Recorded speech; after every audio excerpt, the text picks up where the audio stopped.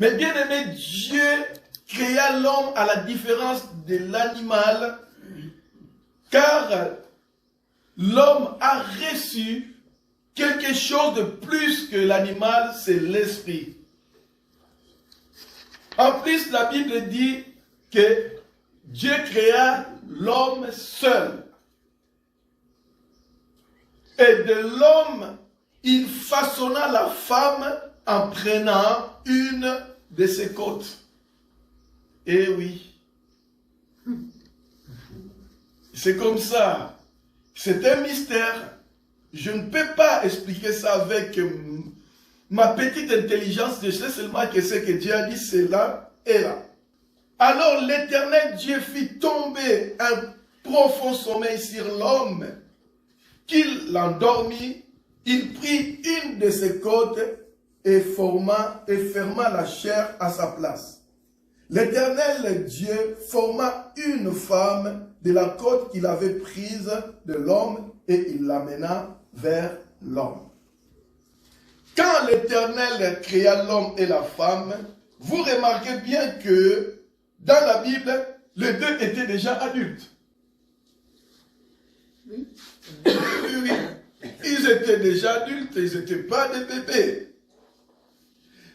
Mais bien aimé, dans un premier temps, Dieu créa l'homme seul. L'homme était en relation directe avec Dieu et d'ailleurs, c'est l'homme qui a nommé tous les animaux que Dieu a créés. Et ce n'est qu'en deuxième temps que Dieu va créer la femme à partir de l'homme. Si nous regardons bien les choses, la femme est la dernière créature de Dieu par ses propres mains.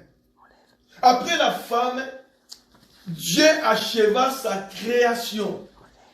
Après que Dieu a façonné la femme, Dieu n'a plus créé, c'est fini. On ne voit plus la création de quoi que ce soit. Pas comme ça. Et Dieu les a bénis. Et il leur a dit quelque chose de très important. Dieu a dit à la femme et l'homme, soyez féconds, multipliez, remplissez la terre et assiégez-la. Et dominez sur les poissons de la mer, sur les oiseaux du ciel et sur tout animal qui se met sur la terre. Dieu lui a béni dans la plénitude. Toute la création était sous les pieds de l'homme. Et Dieu les a bénis en disant, soyez féconds, multipliez, remplissez la terre. Dieu donna le pouvoir de la procréation à l'homme et la femme et leur a rendu féconds pour multiplier dans le but de remplir la terre. Et en même temps, il va dire, assujettis, c'est la terre. Dieu donna à l'homme et la femme la terre pour la cultiver afin de produire de la nourriture. Cultiver la terre ne devrait pas être pénible, car c'était dans le plan de Dieu que Dieu avait donné ce rôle à l'homme de pouvoir remplir la terre aussi des végétations, des choses que lui il a créées pour pouvoir continuer l'œuvre. L'homme était créé par Dieu pour continuer l'œuvre de Dieu.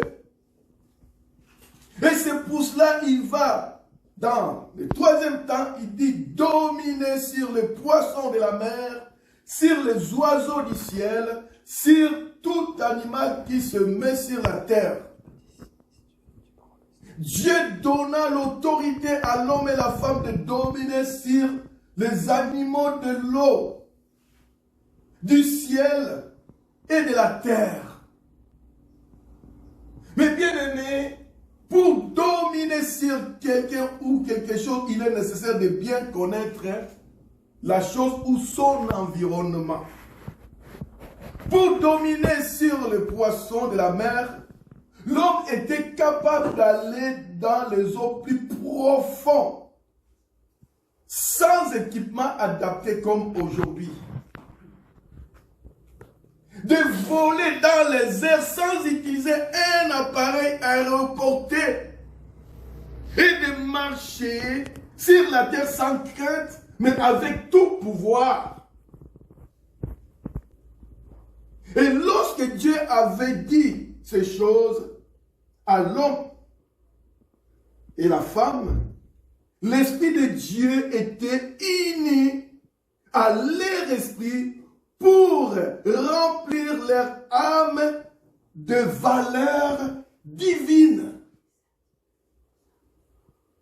À l'inverse des animaux où Dieu avait mis dans leur âme des caractères selon leur espèce, chez l'homme, Dieu n'avait rien mis dans son âme, mais il lui avait donné un esprit qui collaborait avec l'Esprit de Dieu pour l'éduquer selon les principes divins. C'est ainsi que l'Éternel Dieu donna cet ordre à l'homme. Tu pourras manger de tous les arbres du jardin, mais tu ne mangeras pas de l'arbre de la connaissance du bien et du mal, car le jour où tu en mangeras, tu mourras certainement. Dieu a donné un ordre à l'homme. Et mes bien-aimés, en même temps, Dieu les a donné les jardins d'Éden. Et dans ces jardins, l'homme vivait paisiblement. Le jardin d'Éden qu'on appelle le jardin des délices, qui est écrit dans Genèse 2:15. Dans le ciel, il y avait un archange qui s'appelait Lucifer. Il était au service de louange de Dieu. Il mettait les sceaux à la perfection jusqu'au jour où l'iniquité s'est trouvée dans son cœur à cause de son orgueil et de sa rébellion. Il disait à son cœur, je monterai au ciel, je lèverai mon trône au-dessus des étoiles de Dieu. Je m'assiérai sur la montagne des assemblées, à l'extrémité des septentrions, je monterai sur le sommet des nuées, je serai semblable au Très-Haut. Quel orgueil qui est rentré. Lui, qui n'est qu'une créature, il veut être semblable à son Créateur. Et en disant comme ça, mes bien-aimés, la parole de Dieu dit, mais il a été précipité dans le séjour des morts, dans les profondeurs de la fosse. Ce qui est quand même étonnant, dans sa rébellion, il avait même influencé un tiers des anges de Dieu. Et en cela, il eut dans le ciel une guerre. Mais ils ont été battus par l'armée de l'Éternel dirigée par l'archange Michael. Et ils furent précipités sur la terre. Apocalypse 12, 4 et aussi 7 à 9. Sur la terre, Satan vit l'honneur et la gloire que Dieu avait couronné l'homme et la femme. Il fut jaloux.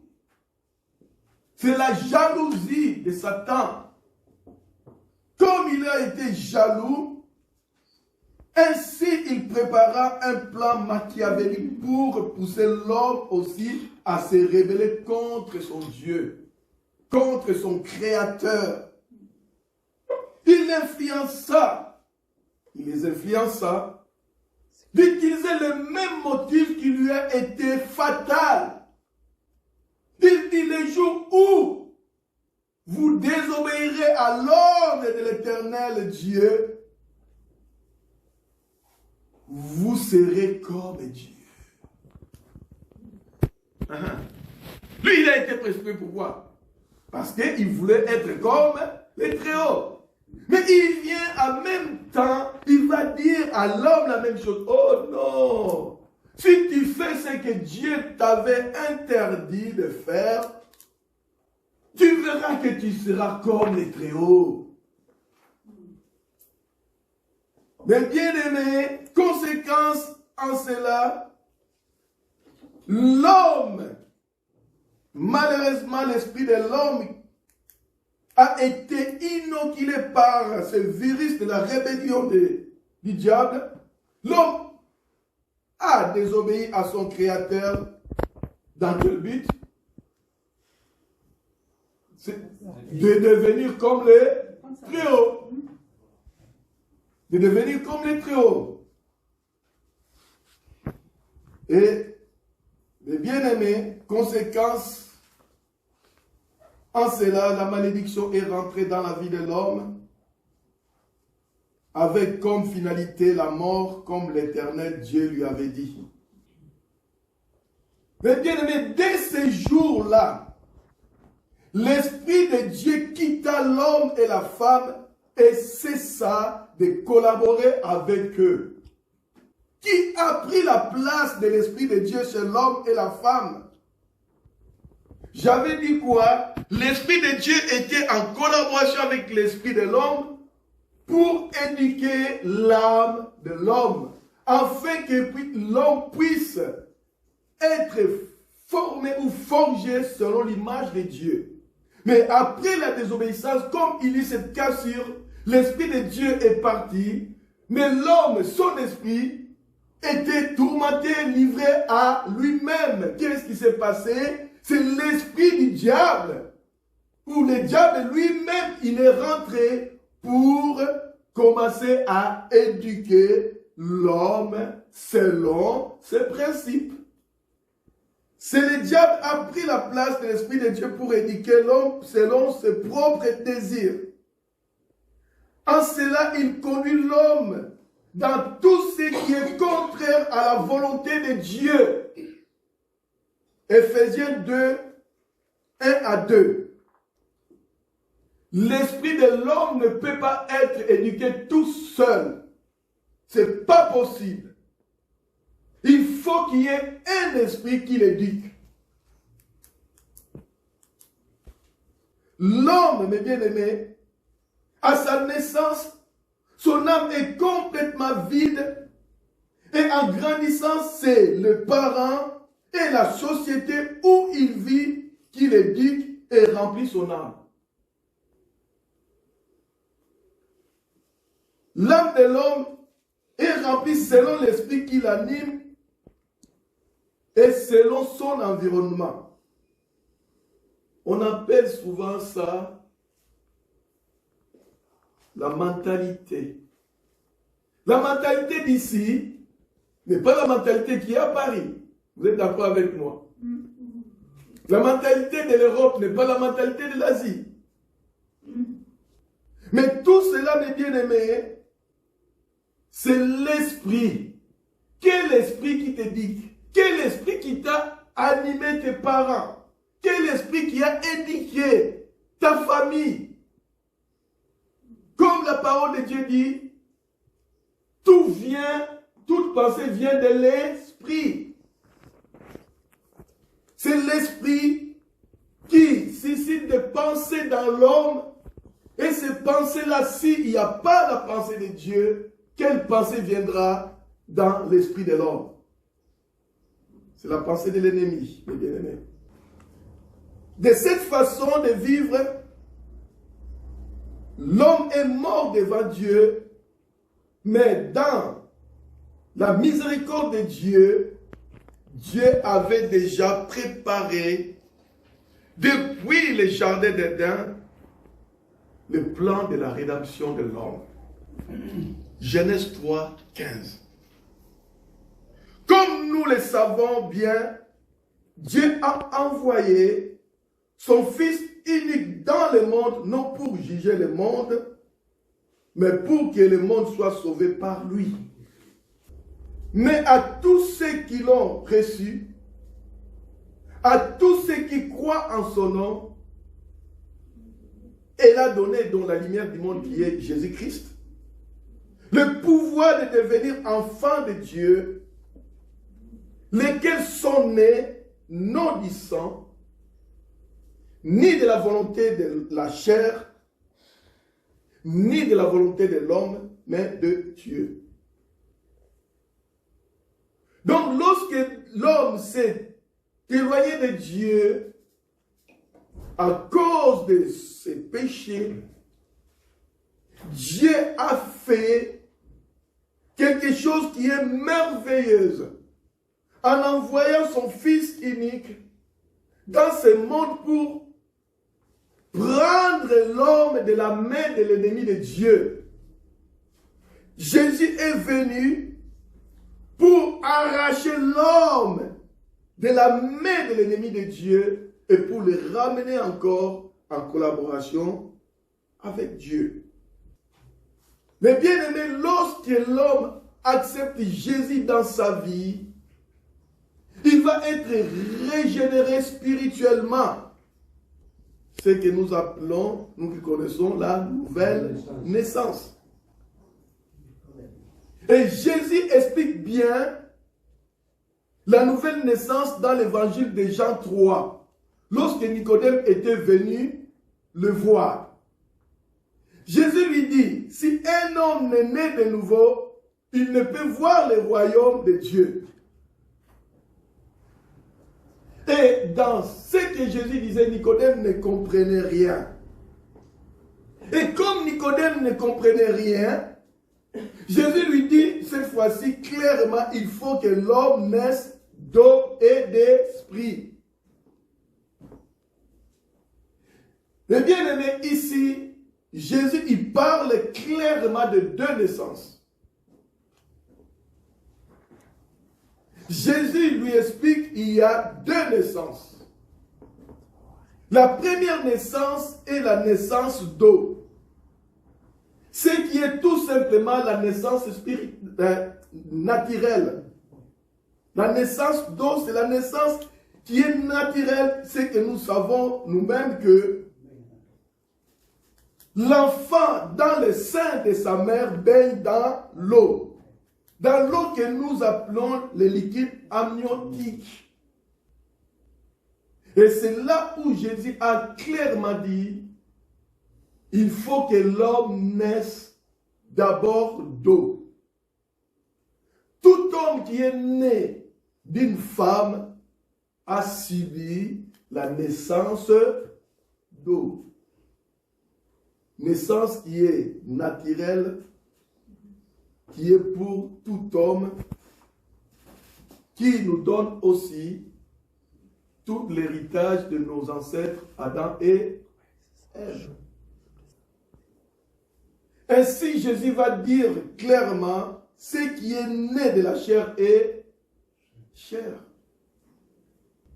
La deuxième naissance est la naissance d'esprit, qui est tout simplement la naissance spirituelle. C'est le Saint-Esprit lui-même qui régénère l'esprit de l'homme qui est en Dieu comme une mère qui enfante son enfant. Et en même temps, le Saint-Esprit est notre mère spirituelle de tous ceux qui croyons en Jésus-Christ. C'est lui qui nous fait naître de nouveau en Dieu. Ainsi, Jésus va dire clairement ce qui est né d'esprit et esprit. Pourquoi je dis c'est le Saint-Esprit qui est notre mère? Parce qu'il dit, ce qui est né d'esprit, esprit grand est. C'est le Saint-Esprit et esprit petit.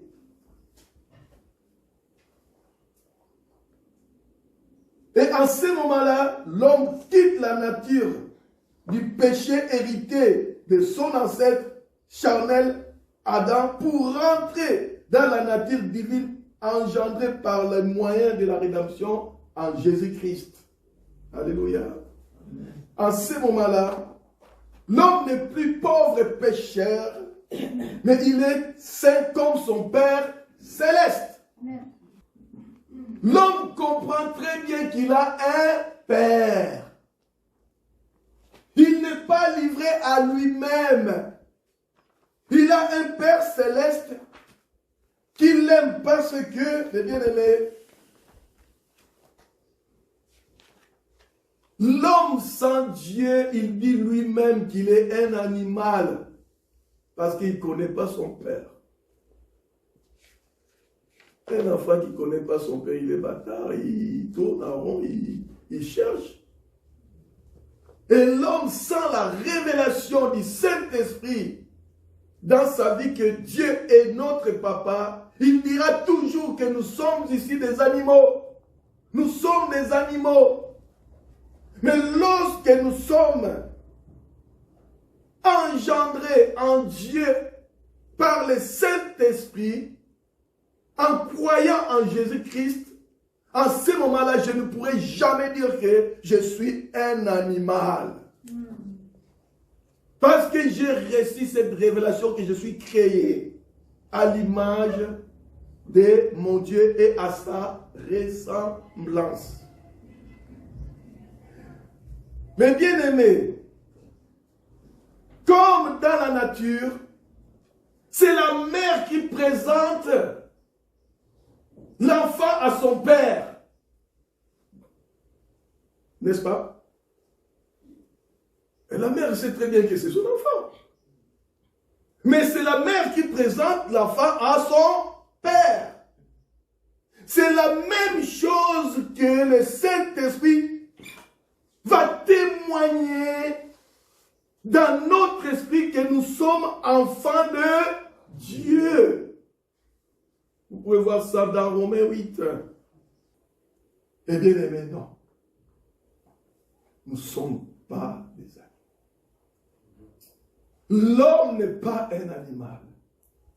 Mais l'homme sans son père, il est errant et vagabond, livré à lui-même et ne connaissant pas qui il est. Mais nous, qui sommes révélés par le Saint-Esprit, notre identité, notre papa, on ne peut pas accepter de dire que nous sommes des animaux.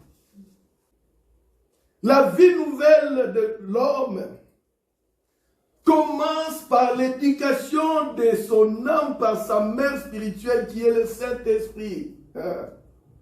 Là, c'est difficile. Là.